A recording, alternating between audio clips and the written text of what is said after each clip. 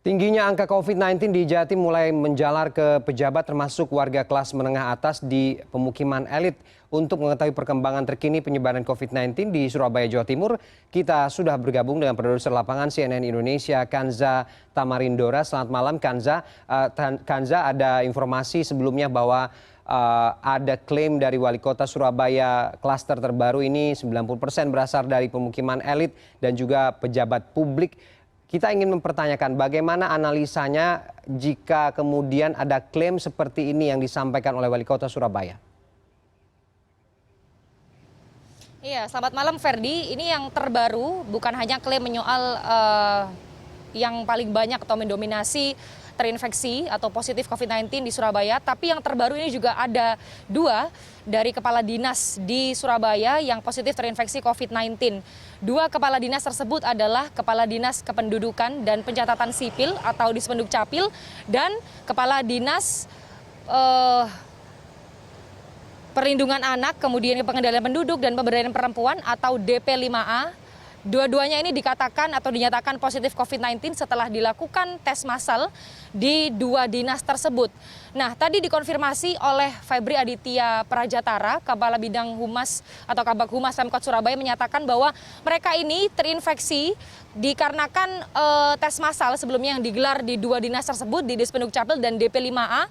Sebelumnya digelar ada rapid test massal, kemudian di tracing dan didapatkan hasil reaktif dari rapid test tersebut dan yang reaktif kemudian dilakukan swab test. Dan di Dispenduk Capil dikatakan ada 3 pegawai yang positif COVID-19, 1 adalah kepala dinas dan 2 diantaranya adalah pegawai atau staf dari Dispenduk Capil. Sementara untuk dinas DP5A ini belum dikatakan berapa jumlah yang positif, namun yang pasti adalah 1 kepala dinas dari DP5A. Nah, sementara untuk staf atau pegawai lainnya ini sudah dilakukan tracing dan akan dilakukan swab test secara massal, berikut juga dengan keluarganya. Ini sudah dilakukan tracing oleh pemerintah Kota Surabaya.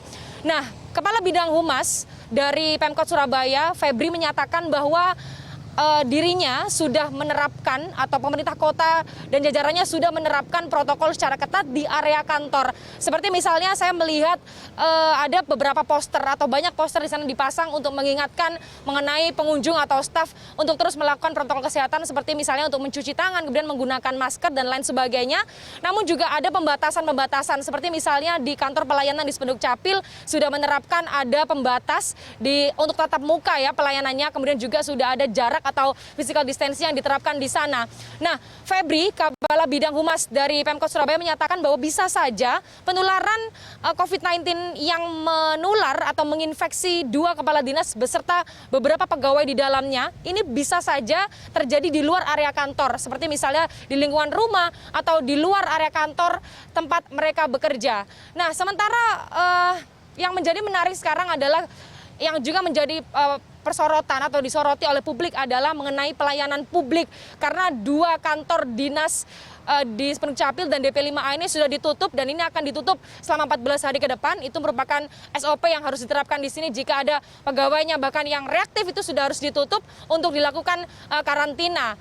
Sementara sejauh ini 2 hari ini Ferdi, saya memantau kemarin dan hari ini saya memantau di Dispenduk Capil, ini masih banyak warga yang terus berdatangan ke kantor pelayanan Dispenduk Capil untuk menanyakan pelayanan yang ingin mereka ajukan. Beberapa di antaranya misalnya ingin mengajukan KTP elektronik, kemudian ada kartu keluarga, serta surat nikah. Nah, ini mereka mendatangi kantor tersebut karena mereka warga ini belum mengetahui bahwa kantor tersebut telah ditutup dan akan dilakukan karantina selama 14 hari.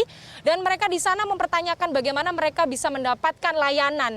Kemudian ada petugas yang di sana berjaga memberikan pernyataan bahwa mereka, para warga ini bisa melakukan atau mengajukan pelayanan secara daring karena sudah ada website atau laman resmi dinas yang sudah disediakan, begitu juga dengan laman resmi COVID milik Surabaya yang sudah disediakan di sana.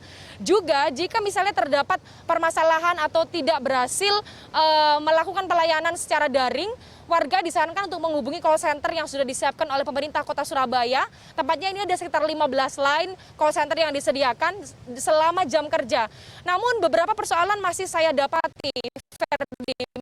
Misalnya warga tidak bisa mengakses laman tersebut, kemudian juga tidak mendapatkan respon dari call center yang sudah mereka hubungi. Ini padahal mereka membutuhkan pelayanan secara mendesak. Seperti misalnya ada yang mengajukan berkas nikah, padahal mereka harus akan menikah 1 bulan lagi. Nah, mereka khawatir persiapan ini akan terlalu mepet ketika misal mereka belum kunjung membereskan pelayanan yang harus mereka selesaikan untuk persyaratan pernikahan.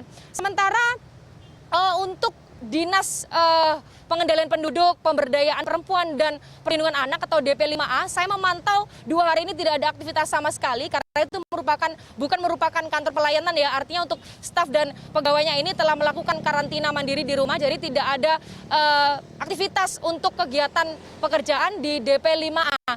Kemudian hal ini pelayanan dari 2 dinas yang terganggu ini disoroti juga Ferdi oleh ahli kebijakan publik, tepatnya adalah Kepala Program Studi S2 Kebijakan Publik Unair, Antun Mardianta, menyatakan bahwa adanya pandemi ini harusnya membuat pemerintah untuk mereformasi birokrasi, khususnya pelayanan ya.